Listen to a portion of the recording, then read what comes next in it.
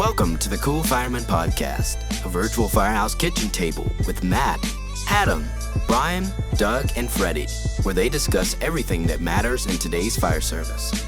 Now let's get to the show. Bing bong. And then she said, what? And All right. I was like, yeah. Yeah. Not a lot of banter this morning, this afternoon, this evening. Welcome back to the Cool Fireman Podcast, folks. You got Doug, Matt, Brian, and UnkySeasoning.com. Today's topic, burnout, with an exclamation point. Brian brought it up, so I'm very interested to see how burned out he is. But first, housekeeping. Folks, it's time for housekeeping. All right, housekeeping, boys. Patreon is firing. We are super stoked because why, Doug? Because we have a new subscriber. Yes, and that equals 10. 10 engineers. And now we get to do Wheel of Names. Give the lad a shout out. Wheel of Names. His name is Tyler Adams. Tyler. Shout out Tyler. I sent him a welcome email earlier today. So thanks for joining in the fun, my friend. Yeah. What was that singer's name from like the 90s? Was it Tyler Adams? Brian Adams. Brian Adams. Okay. I knew there was an disrespect Adams. Brian Adams. Unbelievable. He only had like two famous songs. He only shares a name with you dummy. Idiot. Whatever. Well, spelled different. All right. John Coffin, ma'am, like to drink, only it's not spelled the same. That's some You're shell welcome. shame. Okay, so because we have 10 subscribers on the engineer Patreon tier, sorry, got a frog in my throat. We are going to do Wheel of Names, and we are going to we're going to call it the Patreon perk. Patreon perks, baby. Wheel of Names, and we're going to send out a box full of goodies. I can't tell you what it's going to be, but it is going to be special, very special. So in order to get into this Wheel of Names, you have to be an engineer tier subscriber for $2 a month. A measly $2 a month. You yourself can be a part of the Cool Fireman Podcast Patreon. Okay, so we're going to do that first, and then we're going to do, because we did Wheel of Names last week for a spot in the turnout drill. And so we're going to do a turnout drill with Simon Gray real quick. But before that, let me see if I can't remember how to do this. Share. Okay, screen. Yeah. I can't. Wheel of Names. Yeah. All right. So what you see in front of you is all the names that are subscribed to the engineer tier. You boys see that? Kill Bill, kill Bill, kill Bill. So whoever wins this is going to win a box of goodies. We've got so much stuff to give away. I can't wait. This is going to be so great. Are you boys ready? Anybody but Ricky Bird. What was the countdown what was the guy's name at Chicago Cubs games back in the day? And the one. Harry Carey. Give me if you were a hot dog, would you eat yourself? I know I would. Delicious. On Saturday Night Live. Oh, yes. All right, Unky, can you give us your best Harry Carey countdown? No. I don't know. I don't even know what it's. I'm not a Cubs fan. And I don't like real teams. And two. And three. Take me out to the ball game. Okay, it's going. That was terrible. Hey, oh my God, it's Simon Gray. Really? Two in a row. Holy. Hey, I don't make the rules, folks. I just abide by them. He's the new Ricky Bird. He's the new Ricky Bird. He is the new Ricky Bird. All right, sucks to be you, Ricky. How do I stop sharing this? I don't want to mess up here. Hold on. You're creating different tracks, okay. Matt. All right. So Simon Gray, I will reach out to you via email. I know it works because you already gave it for the turnout drill. In fact, I'm going to have to look that up right now. Okay. So Simon Gray is our big winner for the first Patreon perk. We will send you a box of goodies. And also, so coming up now is the turnout drill. Simon Gray is the big winner. So, yes, he's the new Ricky Bird. The first question was, who is your celebrity crush? Any questions or any guesses for what Simon might have said? It depends Britney on how old Spears. he is. Well, that's a good question. Oh, that is. My age. He's young Salma enough Hayek. to where I recognize the name, but I don't know who she is. Then I don't know. So you guys are going to have to tell me who she is. If it had Ella Langley, I don't care. I think she's an actress. Her name is Sabrina Carpenter. She's a singer. She's Hold a singer. Yeah. Yeah. Is she a country singer? No. Hold on. See, Brian's looking it up. Yeah. Everybody my guess that's was going to be listening. Caitlyn Jenner. That was my guess. Oh, damn. There she is. Check it Okay. out. Okay. Okay. Okay, Sabrina. I see you. I see you, girl. I see you from all the way over is here. She Doug's is not a singer, impressed. a Grammy winner, and an I actor. am. Her boobs aren't big enough.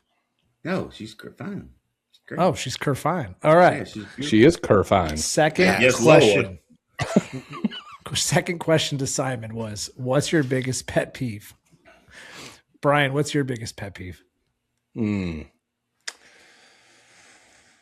Oh, God. While you're thinking, I'll tell you mine. It's when people don't use their gosh darn blinker.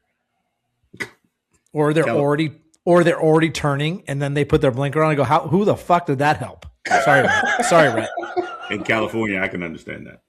Sucks. You know, don't give me this California bullshit.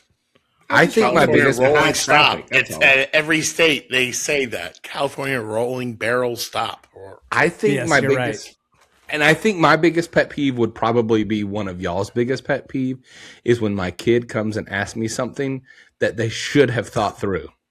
Like they'll come and they'll ask me something and it's like, stop. Think about what you just asked me and tell me that you don't already know the answer to that. Like I'll be right in the middle of something. Like last night, Jackson, I'm cooking dinner and he'll walk in there and he's like, how long for dinner? And I'm like, Jackson, I'm cooking like right now. Like you can see that I'm just poured like rice in the pot.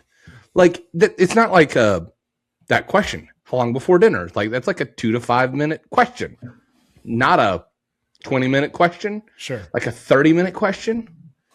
Like Well, the apple doesn't fall far from the tree, apparently, because I already gigged you and gave you shit for giving me a question that you already knew the answer to. sorry, there you go. No, I'm just fucking with you. All right. His biggest pet peeve is between disrespect and people being dumb for no reason. There you go. Welcome to the Same. fire service because you get to run a lot of 911 calls where you're like, what the did you call 911 for? But that's Caught okay. yourself. It's our job. Oh, you're talking our about job. outside the firehouse. Okay. And the third and final question for Simon Gray is, what movie have you watched more times than you can count? Oh, easy. Doug? Tombstone. That's such a good movie. Smoking the Bandit. Such Smokey and the Bandit.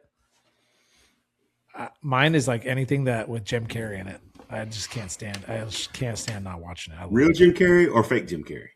All Jim Carrey. Just fucking give it to me. Sorry, Rhett. Whoa, you're on a roll tonight. I told you I am easily triggered today on this Monday. I've had a. Yeah, it's all good. California, I'm good. man. Unky, you have an answer or what? Probably that I've seen so many times is Christmas Vacation. Oh yeah, You see it like once or twice a year. Yeah. yeah. That's a good But- answer. Yeah. My backup would be Tombstone. It used to be on TNT all the time. So Simon Gray says movie watched too many times is probably Jurassic Park. The OG. The OG. That's I a mean, he good didn't one. say It was a good 1, one. 2. There's like It was a 14 good of one. them. Jurassic It was- World now, you It know. was a good one. That was a good movie. So awesome. Simon, thank you for participating in the first Wheel of Names for Patreon subscribers for the turnout drill. We appreciate you. Let me pull my thing back up so I don't forget anything. Merch. Brian, you got your merch. You are stoked. Look at that hat. I'm wearing the other hat. So there's the two hats. We have different colors.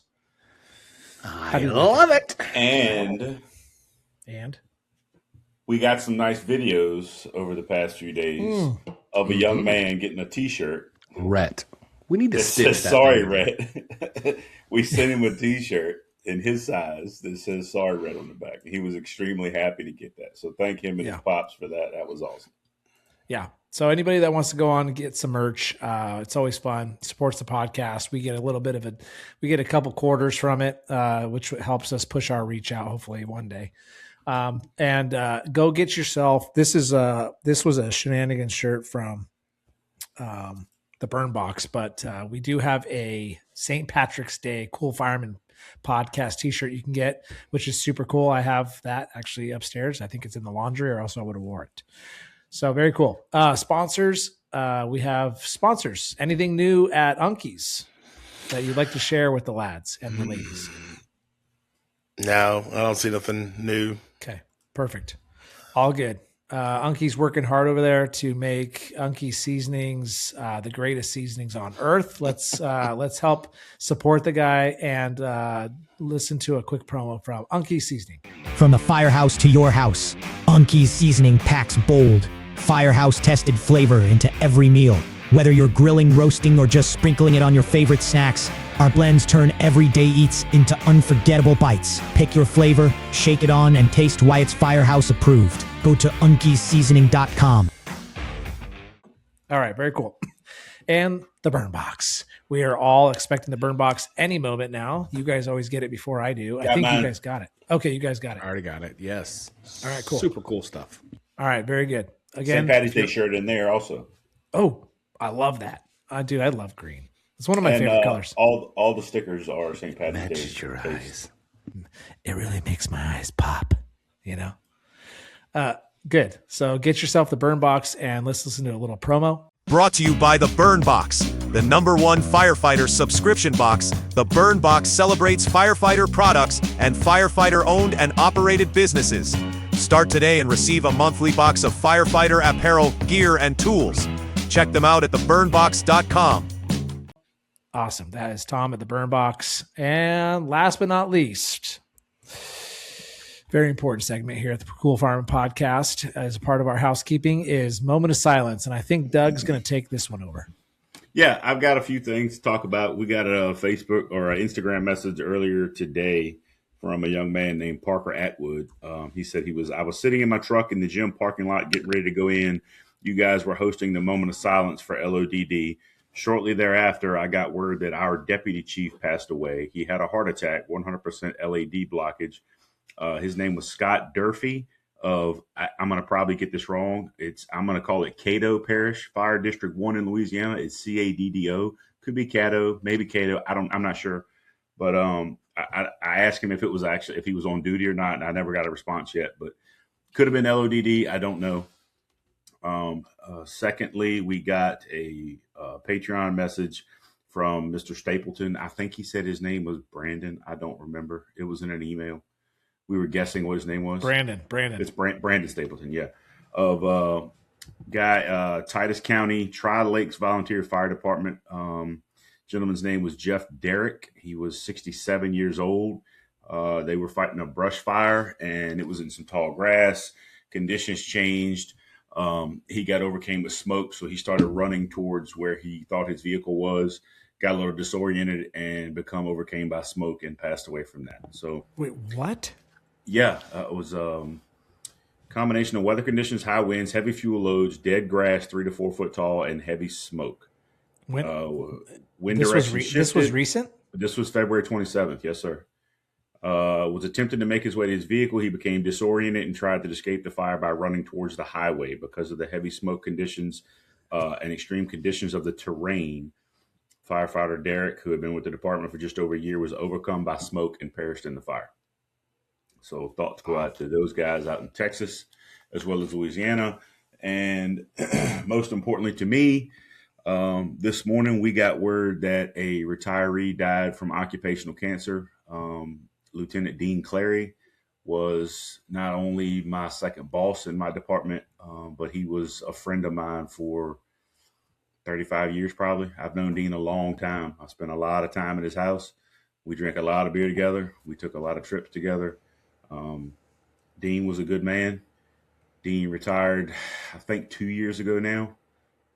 And because of a federal grant that we had for gallery testing, if anybody's familiar with that, some of you probably are, where they do a blood test to test for cancer pathogens and things like that, they discovered that Dean had cancer.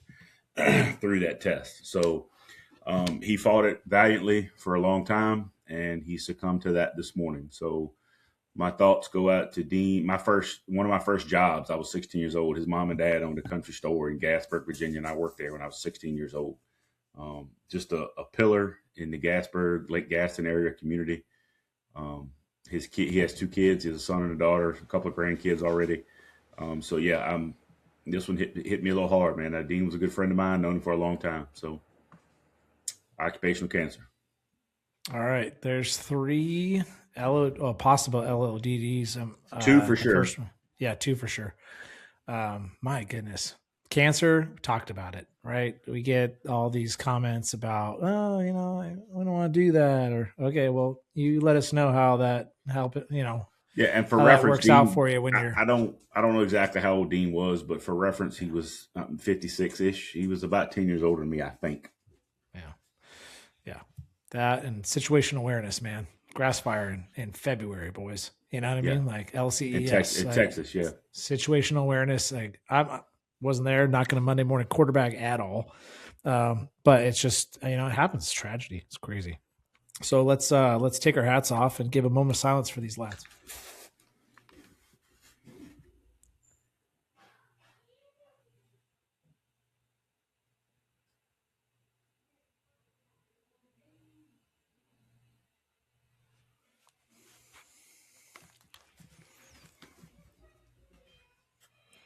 Amen. Well said.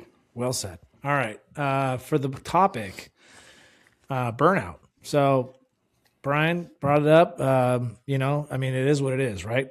You put it all capitals. Everybody's dealt with it, whether they've worked too much overtime or they get mandoed too many times, or they're working volunteer and full-time or just volunteer and it's just a lot, whatever it is. Like they got a lot going on in the family. There's a lot of variables, a lot of criteria that you can break down when it comes to burnout.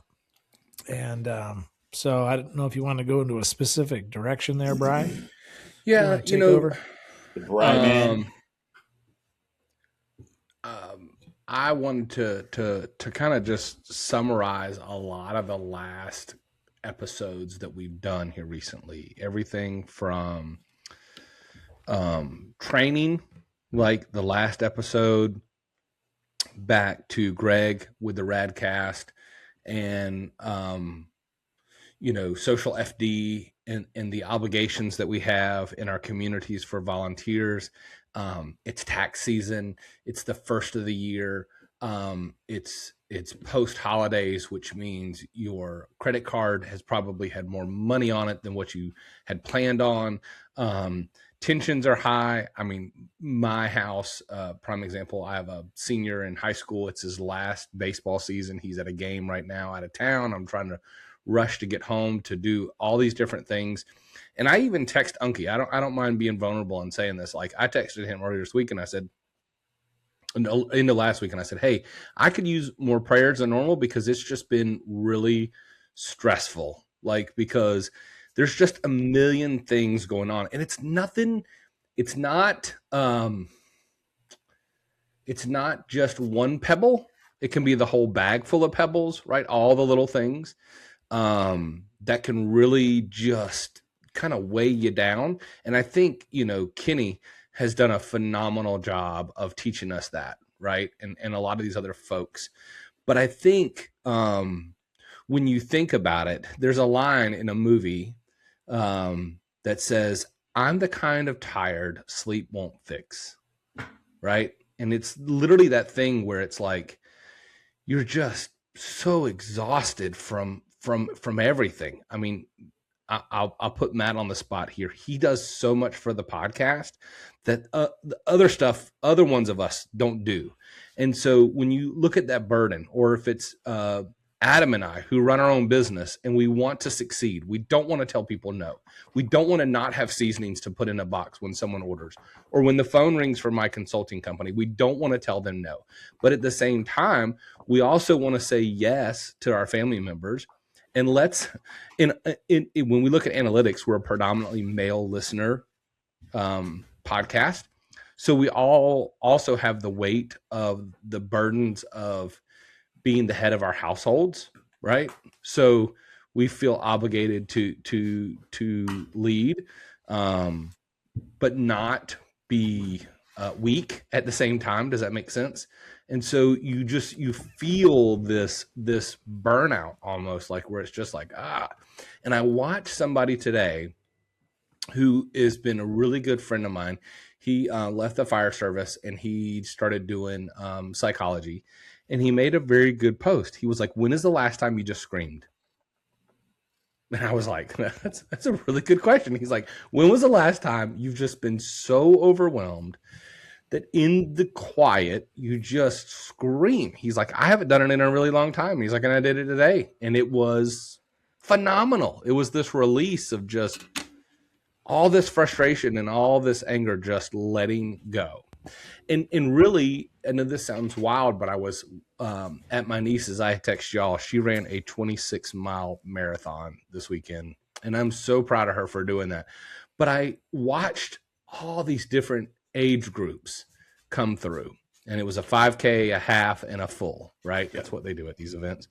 And I watched all these different age groups, from young to old, to all these different people. And I watched some people, like, we were right towards the finish line. I can't tell you the number of people that I saw that were crying because they had done something probably that they never thought they would ever do. Now, I don't know if they did a 5K. I don't know if they did a half or they were crying for the full, right? But just the simple fact to feel that weight of accomplishment or success has got to be pretty powerful.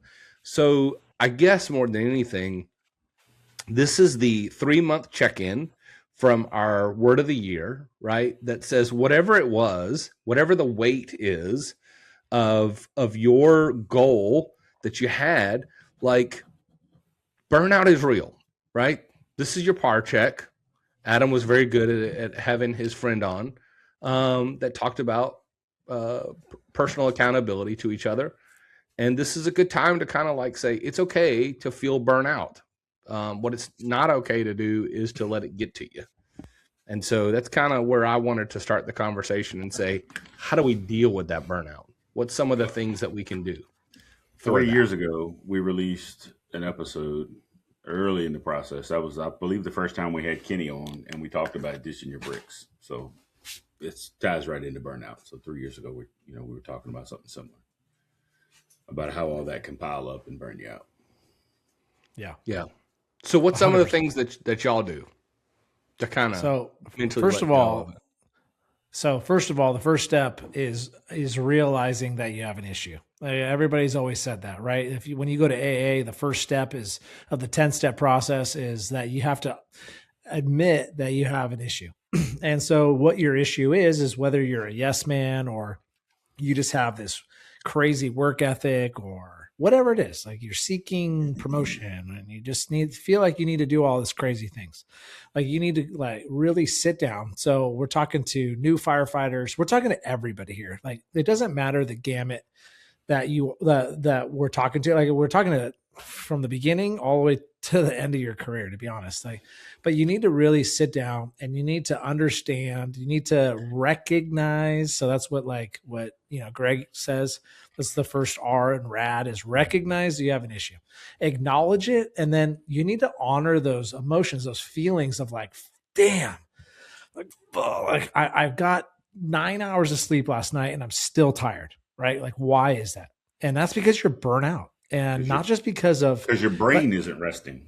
100%, Doug. And I felt that today. What did I tell you guys before I hit record? Sorry, I'm feeling triggered today. If I'm a little like on edge, I worked last night. We didn't get any calls, so I slept. But again, like, you guys know how sleep is. Even when you sleep through the night at work, it's still not, the greatest. But regardless, I still got a good amount of sleep, enough to feel healthy at least. But I'm still fucking tired. And I looked at Kels, my wife, and I was like, I'm just so tired right now. Like, why is that?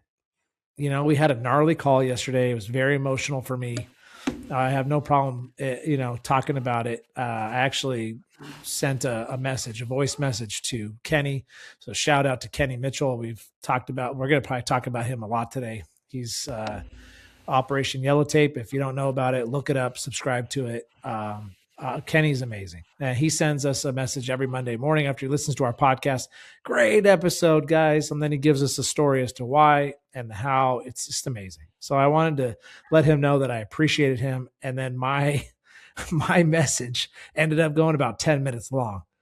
And it included this call that we ran yesterday on the 61-year-old guy who was ripped out of his vehicle by a neighbor because he went unresponsive while his wife was driving.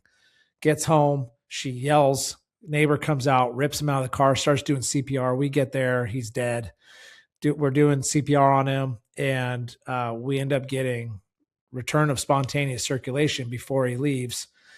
So they take him to the cardiac center. They told me that while in, so the reason I'm saying this is whatever, full arrest, right? We've all been on full arrest, and at the end of it, people go like, how do you guys do that? How do you guys see blood and get vomit on you and see this people decapitated and arms falling off and all this stuff and like be okay with it? Well, we talk about it in our weird way. We not make jokes, but in like a light manner of like, well, that sucked. Like, let's move on. You know what I mean? Like, let's go eat dinner now. But the different thing that was for me on this call was this was my first time running as a PAU. So the engine that I'm on now this year is called a paramedic assessment unit. So there's just me as a paramedic. So there's another paramedic unit that follows up with us and ends up taking him to the hospital. So we work this guy for 10, 12 minutes, put him in the back of the ambulance. I get out of the ambulance, which is new for me. I usually stay in the ambulance all the way to the hospital, right? I get out and I look backwards and there's this wife just in shambles, like shaking so bad that I don't even know how she was standing, crying, sobbing. She probably doesn't even remember it because that's how bad she was. So now it's up to me. It's up to me to walk over to her in front of all these neighbors that have now come out. What's going on? And she's crying. And I got to say the right thing to her. And that was a heavy weight on my shoulders. And I just said to myself as I was walking to her, fucking man up, dude, man up, right? Man up. I walked up to her. I was face to face and I said, this is the deal. You know, we got return of circulation, but I do not like false hope. And I thought the guy was dead. So I was going to tell her we did get circulation, but he is still very critical. So I go through this thing, but the point of me saying this is like, I got a little emotional and I've never done that. And I can only attribute it to being in this position, right? Of like having to tell this person in front of all these people. My driver and my firemen were behind me watching me do this. And it's just a heavy situation. It's a heavy moment. And so I'm coming home, decompressing, and I get a message from Kenny. And I listen to his story. He brings up a story about the last week's podcast talking about flash pulmonary edema and how he ran a call and just spontaneously, I'm not going to say coincidentally, because coincidence is not a real thing. God does crazy, amazing things. And he ends up running into this daughter of a mother that he ran on that ended up passing away of flash pulmonary edema, like literally within the same amount of time that he's listening to our podcast. There's no coincidences. And so he tells us this story and I'm like, man, like this, I got to get this off my chest. So all that, bringing it back, you know, this is going to happen to everybody. This is just one call. And what Kenny's message was to us this morning was a normal human being sees 2, 3, 4, maybe traumatic experiences. Firemen see hundreds. And I've actually had a guy come up to me, and God bless him, he's one of my best friends in the fire department, and says, Matt, are we not in the same business? Like, I just don't feel it the same way that you're saying with Greg. You know, I'm on the Radcast now with him. We talk about, like, I just don't get it. And so I brought that up on the Radcast and they said, yet. Like, yeah, he doesn't feel it yet, or he doesn't understand the symptoms of what that is bringing, right? All of that trauma that we're talking about, that call that I ran, that call that Kenny ran, all the calls that we do run where we see this stuff that you would say humans aren't supposed to see, right? But we're first responders. This is our job. This is what we do. This is what we get paid to do. And this is what we're on this earth to do, right? God gave us. Sorry. God gave us I need a chair. these abilities. Like God gave us this brain and this heart to want to go out and help people. You know what I mean? But what you have to do, and I'm going to bring this all around. I'm sorry, I've been long-winded, but it's worth it. You need to bring this back around, and you need to understand that when you need to be intentional about helping yourself. You need to be intentional about it. Whether you go to the gym, you go swim. If you're near the ocean like I am, you go into the ocean. You don't wear any shoes as you walk outside and you ground yourself. Be intentional about that's what you're doing is helping yourself. I'm going to mute you. Because it's just loud. Sorry. So you just have to be intentional about it, Brian. That's the whole point of what I wanted to talk about. Be intentional about helping yourself. So if you have a question and the question is, how do I take care of myself? First step A is recognizing you're going to have an issue. The second thing is acknowledge those emotions and those feelings that you have. And to do something about it is just be intentional about what you're doing to help yourself. You can go to the gym and, I'm just going to the gym to work out and get stronger and be, no. You also are going to the gym to help yourself mentally and allow yourself to understand that, in my opinion, like from your heart, you know what I mean? Yeah. So that's one thing that is just be intentional about helping yourself. So where's that noise coming from? I don't know. My meter's pegged like there's noise, but I'm doing nothing. I don't know. I don't know, but it is. I think it went away. It just went away. Yeah, you're good. We're all good. So I asked that question figuratively, but no, you're right. I know I mentioned it a while back. Like I had gotten to the point where I had I enjoyed being outside, mowing my grass, disconnecting for the week. That was kind of my thing. And I'd gotten so busy that I was not able to do that. And that was not okay. And so if you remember my word of the year, I said I made a wallpaper last year. I made another wallpaper this year. And it says prioritize faith, family, and then fire. And there's little arrows. It literally goes in that order. And so I have been trying extremely hard to do it in that order. And one of the things that I have done is, and y'all know I am very type A when it comes, y'all know this better. Well, I won't say better than my wife, but as good as my wife after 3 years is when it comes to my side business, I've started letting other people help with that, which is a huge deal for me. Like to let someone else do something for me. And I'm going to pick on Adam here for a second because Adam is phenomenal at graphics, right?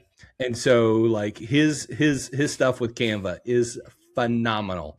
So he will tell you, like when I have something in my mind, like when we were doing the Carolina Fire Watch, the other podcast logo, I literally called him and I was like, hey, plug. Yeah, selfless plug there. But I was like, hey, what I like and what my mindset is, and I need your help with this because I can't figure it out. But I was trying to do everything I could not to get involved. And I just say, just give it to me. I'll have it done in 5 minutes. I got to poop. Let me do it. 5 minutes. You'll have exactly what you want. He was doing it on the toilet, but like he knew. I was like, here's the elements that I wanted, da-da-da-da-da. And he knows that I'm type A with that kind of stuff. And but all of us are, right? Like in some realm or another, by nature, the fire service is type A when it comes to these things. Oh, yeah. And so to everything. When to certain things, right? There's certain things we couldn't care less about, but there's other things that we really are very passionate.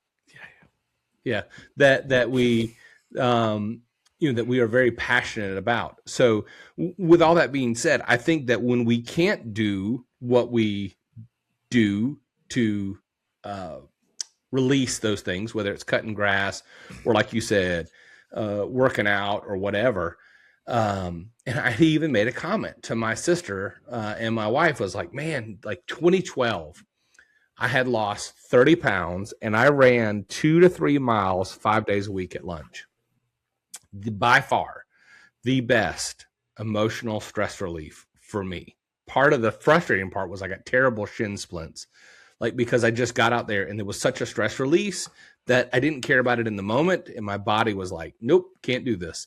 So saying that to say, sometimes you need that more than your body like can handle it. Does that make sense? And so you'll find yourself kind of needing other things. But the reason why I'm saying this is because I want those people that are listening to this that may have missed the episode with Greg or may have missed these other things, because I've recognized it here recently that I've had to make some choices that because of my own convictions to myself through recognition, right? I have to say these things matter more, right? And you know when it hit me, and this is not a plug. When I read this on the book, like straight up, Adam's book, I was reading it on the book, or on a plane. Excuse me. It took me literally a flight from my hometown to Charlotte to read it. About 45 minutes. That's all it takes to read it.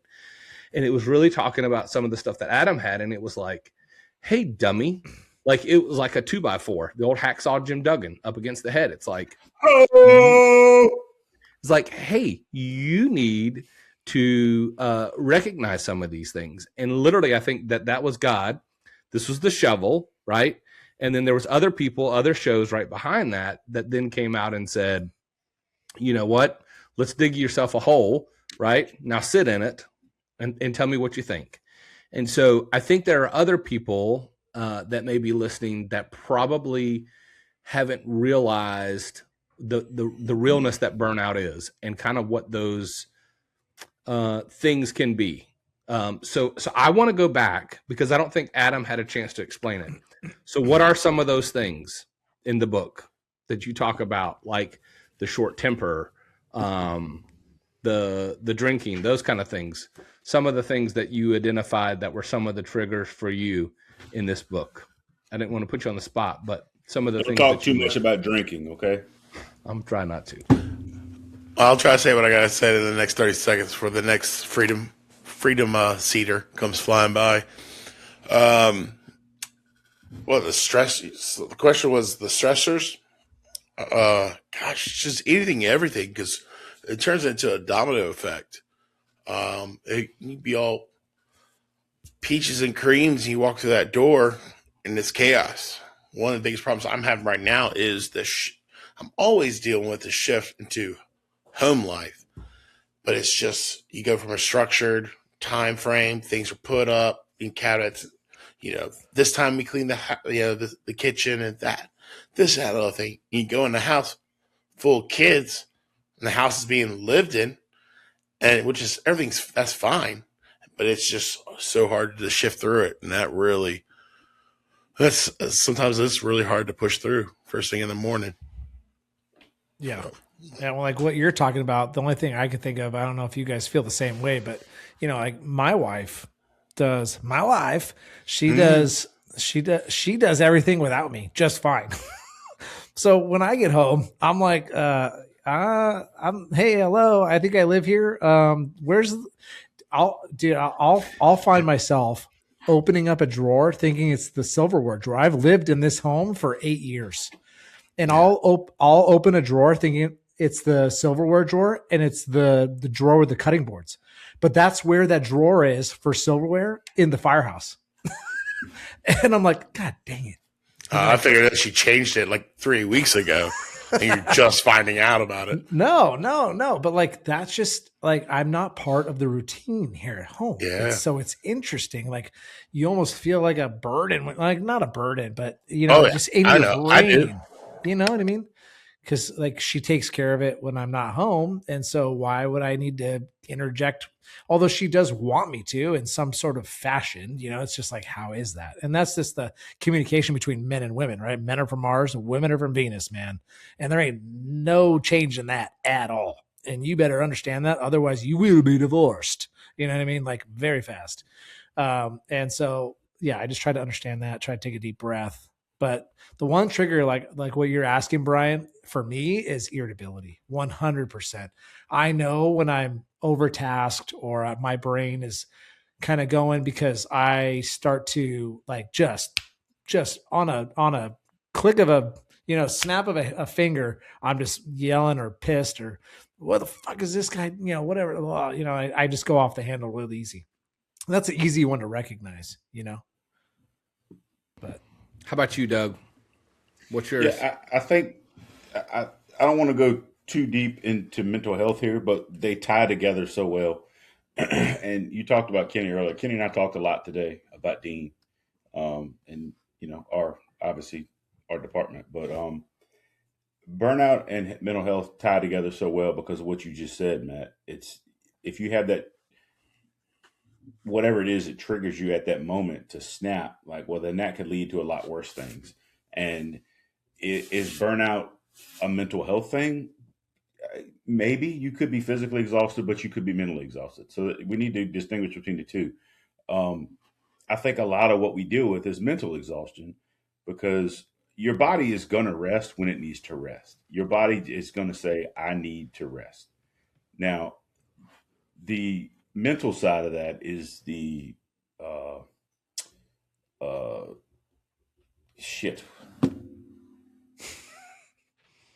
the psychological burnout. There we go. It took me a minute. I had to reboot.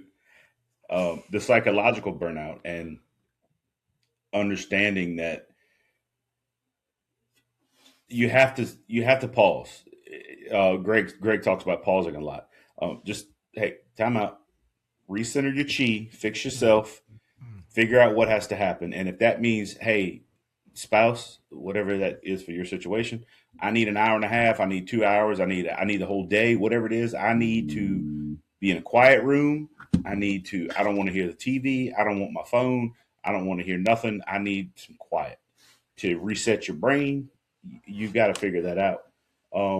You mentioned, I think the first thing you said, Matt, was like it's a recognition thing of, all right, I've been working a lot. I've got this to-do list that's a mile long. Mine is always ridiculously long, but as I've gotten older, I've learned much better how to cope with that. And my wife has been amazing with that. The partnership that we have of understanding when I need to, all right, hey, I can give you everything I got today because I feel like doing it. But when I can't, I can't. But the older I've got, the more I've learned to recognize and say, all right, yes, I ran 2 calls after midnight last night, but I got 5 hours of sleep, so I'm doing okay. But those 2 calls might have been high acuity the next night. And like, all right, so those 2 were more mentally taxing for me and mentally lingering. They're staying around longer. So it's making my brain more tired. We could go into freaking hours of talking about sleep deprivation or sleep issues in the fire service. But anyway, I digress, Brian.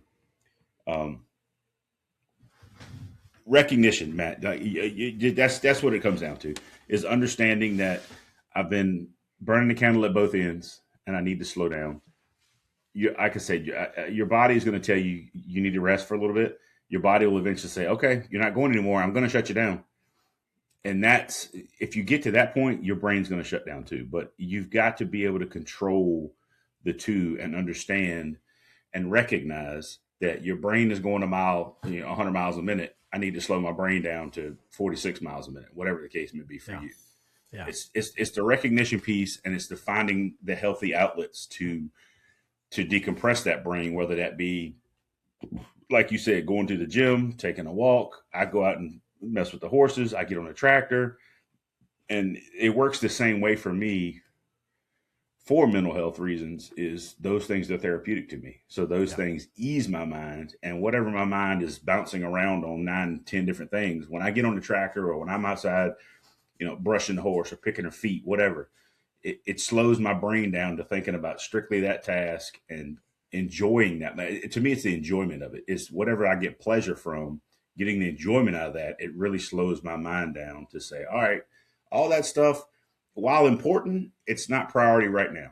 It's mental prioritization of what is important to me at the time.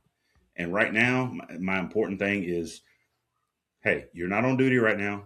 Relax, focus, recenter, calm down. Everything's fine. The biggest thing I take from I went to therapy years ago to a lady, and the biggest thing she taught me about my anxiety and how to calm it down was when I got spun up, I would always just say to myself in my head, "This isn't real. This isn't real. This isn't real," and I would just say it over and over and over again. And I tell that to my patients sometimes now, and it works. It worked for me anyway, and it works for some of them. This isn't real. Your mind is telling you this, but it's not actually happening. So you got to find a way to block that out. And for me, that worked. This isn't real. This is something your mind is telling you. It's not actually happening. So slow it down, put it in check, regroup. Yeah. I mean, I can't say anything like clinically on that, Doug. I don't know if a psychologist listening to this right now going, you can't do that. You got to, realize your issue. I have no idea. If you said that while you were having your widow maker, you'd been just fine, bud. I would have been just fine. Yeah. This is just fine. But you freaked out. Well, you had physical symptoms to go along with that. Yeah. Well, the only thing I want to say to you, playing. Doug, is I think there is a thing to be said about quality over quantity.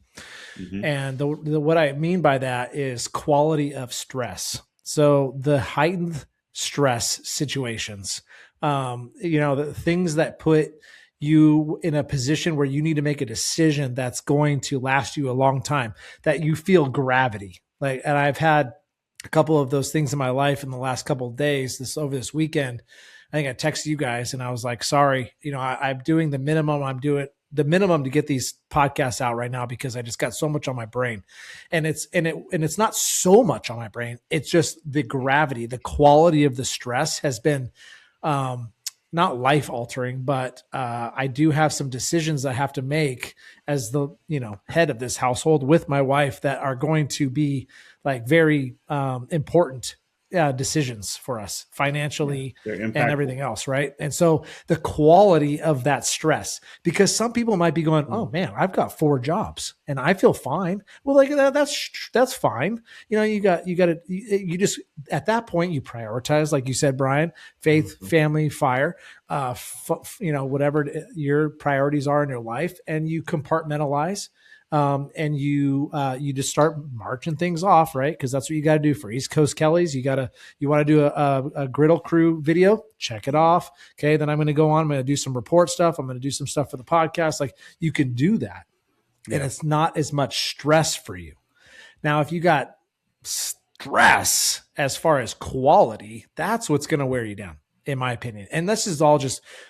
We're talking from experience here, boys. This is 4 firemen talking on a podcast, continuing a great conversation that they talk about. We've talked about this.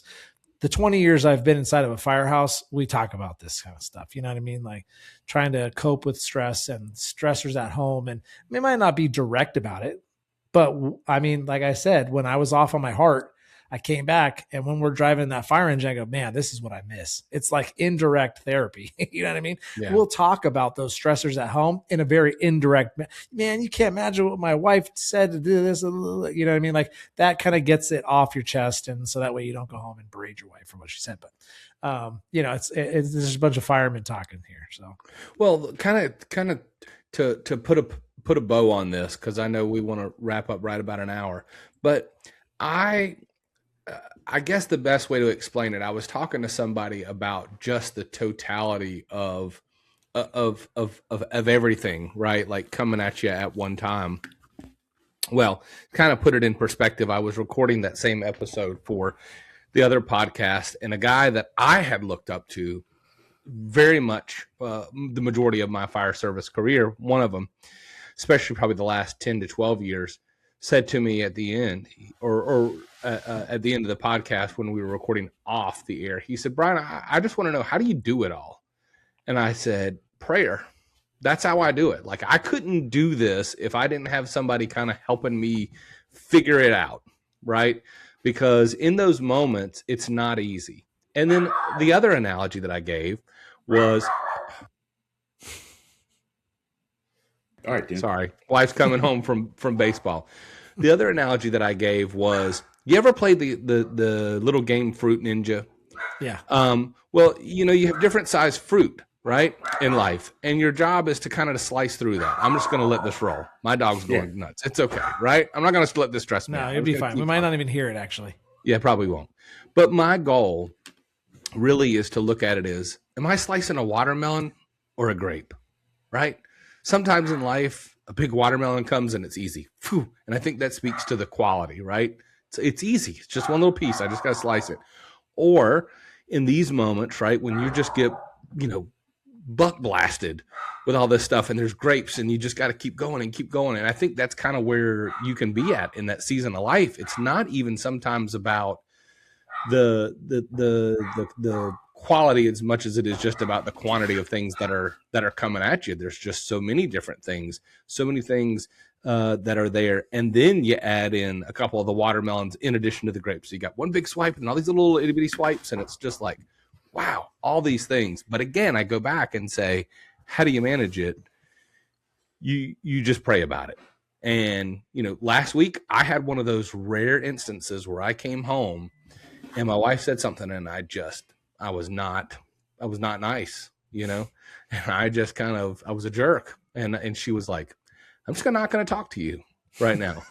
Right. And I was like, okay, I probably deserve that. And I didn't say anything. And the next day I got up, told her I loved her, and I walked out the door, and that was that. And she wasn't really mad at me, but she understood just the weight of everything that's this time of year for me. And, compounded with some other things. And it's just like, hey, I'm gonna let this roll. And I think the biggest thing is to kind of what Greg said is the radcast piece, right? Recognizing it, acknowledging it, and then I'm going to let you give the D, Matt, because I think that's important, that piece. Because we've got, whoa, I see what you did there, Doug. But I want us to kind of finish with that piece because we recognize, we acknowledge, and then what goes with the letter D. Yeah, I mean, you got to decide. You got to decide on what you're going to do about it. And what you should do is you should honor those feelings, and you should honor those thoughts that you have, and honor the fact that you did what you did too. You know what I mean? And what you said, but if you are resilient another day is what Greg says, right? If you are resilient and you are intentional about helping yourself and understanding that you need help, you won't get to that point. Now, we're all human beings, right? And God gave us free will for a reason. Okay. And otherwise we'd all be a bunch of robots, and that's not what we want. We have free will to screw up. We will screw up. And so the last thing that I'm going to say, Brian, I loved all of this. We could go for another hour, easy. Is Pastor Joby Martin, one of my favorite books I've read. And in fact, I'll show it right here. I would absolutely recommend anybody read it. Stand Firm and Act Like Men by Pastor Joby Martin. It's an easy read. It's small, big letters. He's a pastor out of Jacksonville, Florida. And he's amazing. But what he says, this is how I'll end this, is the three worst words are, gosh, I'm going to screw it up, but I'll paraphrase. The three words that you should not live by is, I got this. And what he means by is exactly what you said, Brian. And what you do, you pray, and you cast your worries and your stresses of your life onto Jesus, because he told us that that's what he was going to do when he bared himself and he put himself on that cross, and then 3 days later rose from the dead. Right. So he was the ultimate humble, the ultimate, we just talked about this on the Rodcast, the ultimate empathy and sympathy, the ultimate empathy by taking our sins and dying for us on the cross, and the ultimate sympathy by unconditional love that he showed everybody while he was, alive. So I got this. The three most dangerous words you can say. I think that's how Joby Martin said it. The three most dangerous words you can say is, I got this, because you don't.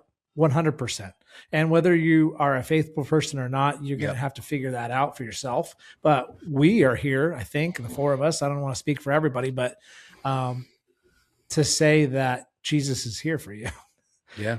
And if you are feeling those feelings of despair and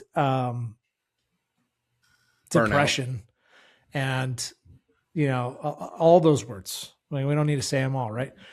He's there for you. We're here for you. Everybody's here for you. And I'm telling you, you seek and you shall find. You seek a relationship with God, and you will find that peace. Thank you. Perfectly said. Peace. Absolutely. You can't do this alone, guys. And we have the four of us, plus Nick, plus Freddie, plus Kenny, plus Jason Redman. I mean, all these guys are. It's not a coincidence. That's one thing that I said. We can just talk for another hour. One thing I told to Kenny on my voice message this morning was, you were not put into my life. It's just a coincidence. There's just no way. Yeah. I've told Greg, I've gone through the Webster's dictionary that I have in my room, and I scratched out the word coincidence. I took it out of the dictionary. It doesn't exist. There's no such thing. Yeah. It's not a coincidence. God put Kenny in my life. He put Kenny in your life. He put all of you in my life for a reason, 100%. And we help each other through all this bullshit the quality of stress. Unky, you have quality of stress. Gosh darn, you got twins under the age of 2. And then you have another son, like you got your kid. Doug, you've got older kids and horses and pigs and rats and cats and all that. Rats and cats. And guacamole and beans and rice and beans. You know what I mean? And Brian's got like 15 LLCs. I don't even know how he pays for all. I don't know how he pays for all the LLCs, but we're here to do this together. That's the most important thing. And I love faith. I love family, fun, and service to others. Those are my pillars. And just remember, life is short. Life is short. There's so many gosh darn directions we can go with this, but it's one thing I really had a trouble with, with this 61-year-old that died right in front of me. Not right. He didn't die right in front of me, but he was dead, and we were trying to help him. But 61, guys, 61 years old. Like that. I mean, that's 6 years after I'm going to retire. Like, I don't want that. Like, you know what I mean? Man, life is short. So don't, there's so many different ways we can go this. But again, we have to acknowledge too that we don't have that choice either, right? That's why God gives us the opportunity to make the most of each day. And I'm struggling with that, right? Yeah. Personally, I'll be the first to admit that, of like letting go, turning things off, like pausing, being still. And I think that that's what I need to do. I need to learn to disconnect, prioritize faith, family, then fire, right? Those 15 LLCs, they can wait. They can wait, or someone else can help me with it, right? That's what he's done. He's given me the ability. Y'all have seen it. I go to a conference in North Carolina. I know 90% of people walk in that hall. And guess what? They're good at what they do. Put them to work, right? Yeah. I don't have to do it all. I know people, and that's the thing that I have. I just have to be willing to relax and let someone else help with that. Adam, you were going to say something. You had your microphone right up there. Yeah. As I was going to say, one of the great American poets, MC Hammer, would say, we just got to pray just to make it today. I say we pray. We pray. Yes. I love it. But he also said can't touch this. So, yeah. That's a perfect segue into mail time. I love it. I love it. Yeah, right. Why don't you let Brian shout out all his fucking LLCs like a NASCAR sponsorship? Hey, I'm gonna make a quilt of them. What are you talking about? Curse of Ricky Bobby. All right, snail mail. It's snail mail time. Perfect. A little snail mail for you. I'd say the most important one, not that they're not all important, but Travis Hazelton. So our boy, Quinn's dad, Travis, commented, and I was hoping that he was going to. We talked about, let's see, he commented on, says fire department training. He was talking about, I think it was more about the episode with K-Bill, where we were talking a lot about volunteer versus full time. And I want to read what he says real quick. And if you guys want to give a short understand, like how you understand what he's saying, great. If not, it's okay. I think we're going to understand exactly what he says. But he says, "Hey guys, it's Travis, or better known as Quinn's dad. it would take a lot for the cool fireman to piss me off. So we must have said something, like, I don't want to, piss off Travis, because we know that he's a volunteer firefighter in Ohio. However, this is a mission of Little Station 5. So Little Quinn has Little Station 5, and this is one of their missions, to stop separating full-time and volunteer firefighters. We call it a brotherhood. There does not need to be a big brother. A young kid does not look up and ask if the fireman gets paid. A person that was just in a wreck will not refuse help until a paid FD shows up. I think we all have the same goal. 100%. Yeah. Same I mission. think that was the episode that is right now, the one that we were recording. Yeah. The one where y'all talking about EMS It versus is. fire. He did comment on that. You're right. Yeah. It was this week's, and you had even made a comment. You're like, I'm sure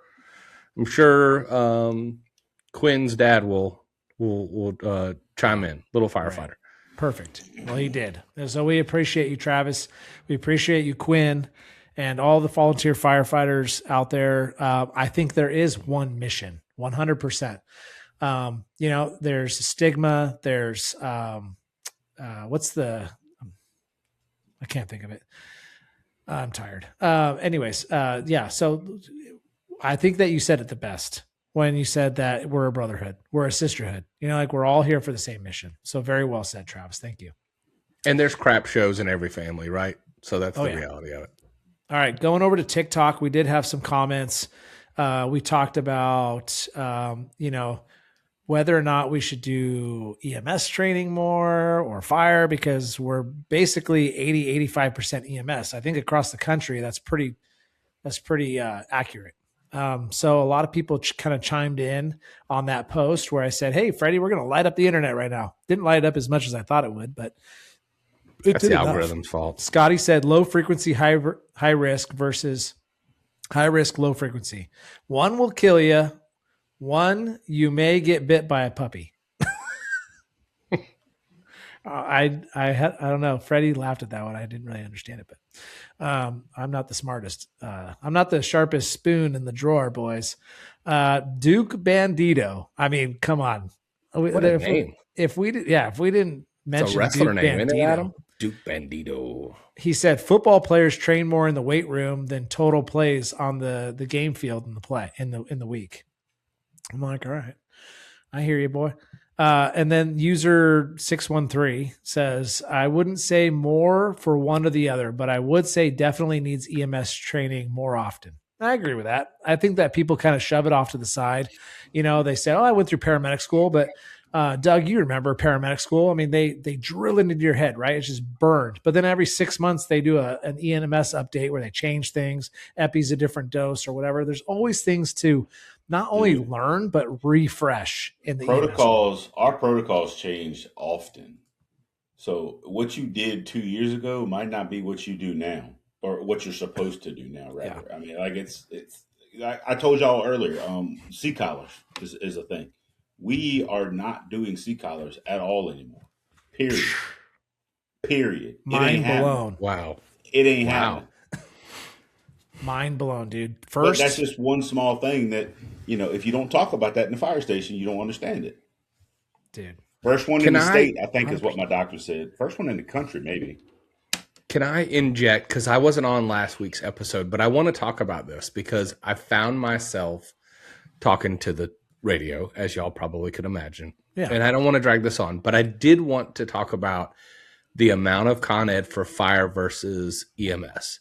And the why of that is because I feel like, as a chief officer, my reason for wanting maybe not more Con Ed, and look, I am pro in-person EMS high quality Con Ed.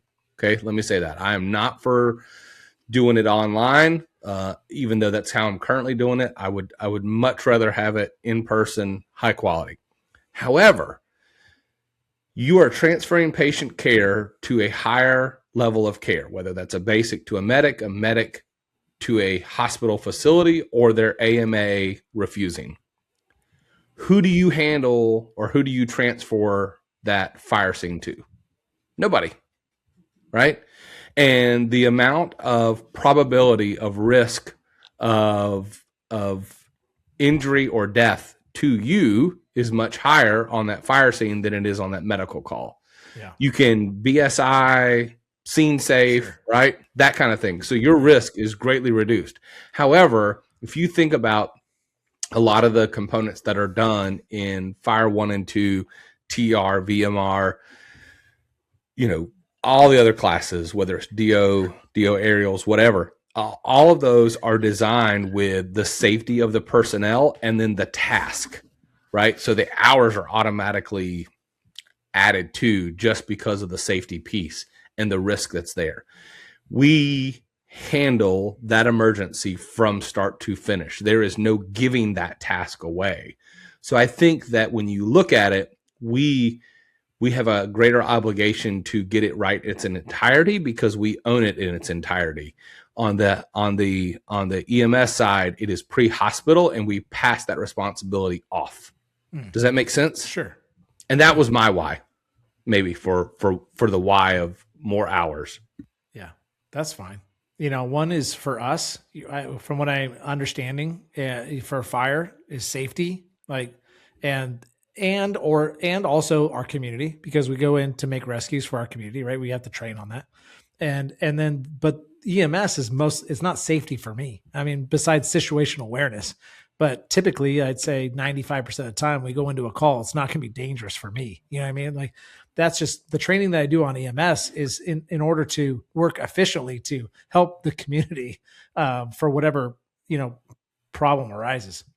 So anyways, one last thing. I think it's important. This guy, Ryan on TikTok. So he wrote on 2 episodes ago when Freddie talked about master of one, the jack of all trades. This guy says a master of one is always preferable. Would you want a guy who kind of knows what he's doing, fixing your car or wiring your house, or would you prefer an experienced person who has mastered their craft through years of work and experience? So I don't care if I got a full-fledged hazmat guy on that truck when I lob my finger off. Yeah, I want a guy that can put Band-Aids on, do a little hazmat. That's my view. Yeah, I was going to say, we have to know a little bit of everything and then specialize. That is the fire service. Yeah. Yeah, and I don't want to blast. I'm not going to blast this guy, whatever. Him or myself and Freddie both made a comment disagreeing. I said, personally, I'd like the guy that can make a decision in moments notice at 2 a.m. in the morning. People call 911 for a lot of reasons. Got to be able to solve the problem, big or small. I understand what you're saying, but a little different running a 911 call as opposed to fixing a car or a house. So that was just my answer. Freddie respectfully disagreed. Just because you're a master of everything doesn't mean you're awful, or he meant nothing, I think. It's not black and white in the fire service. Being able to adapt and pivot and handle a whole host of problems is significantly more valuable. So I wanted to bring that up because that's our stance. Now, everybody's entitled to their opinion, especially on social media. And I love that Ryan even made a comment and he was respectful with it. He just, he made an opinion on what we were talking about. So it's totally great. So, and we had a response. So that's all good. Anything else, boys? One last thing. Don't forget U.S. Fire Administration / NFPA FD assessments now through March 15th is the deadline. Get your fire chief to fill it out because that is where a lot of legislation. So whether don't think you're pro or deny NFPA, everybody, IAFF, IAFC, U.S. Fire Administration, NFPA, they're all developed all these questions. Just NFPA is the clearinghouse. So go get your fire chief to fill out the survey because, again, a lot of the justification, a lot of stuff we do in the fire service comes from this needs assessment. Perfect. Thanks, Brian. Adam, Doug, I love you guys. I don't have anything else unless you do. Just got to pray to make it through the day. That a boy. Rest in peace to my good buddy, Dean Clary. Love you, buddy. Peace. All right, roll us out. Roll it, GG. Roll it, GG. Before you leave, hit that subscribe button turn on notifications, and give these firemen a huge thumbs up. Also, make sure you check out thecoolfireman.com for more. Thanks!